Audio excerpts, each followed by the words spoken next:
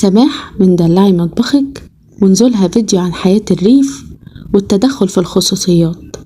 في الأول هتفتكروا إن الموضوع بسيط، بس لما نعدل العدسة وندخل ورا المشهد هنلاقي حاجات كتير، ضغوط وتوقعات ونظرات بتتحول لحكم عام.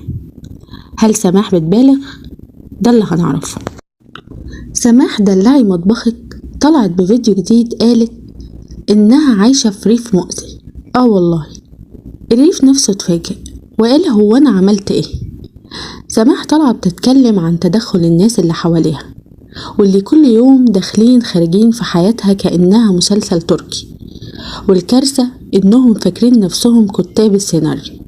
واحد يقول لها ما تعمليش كده، والتاني يقول لها ليه عملتي كده؟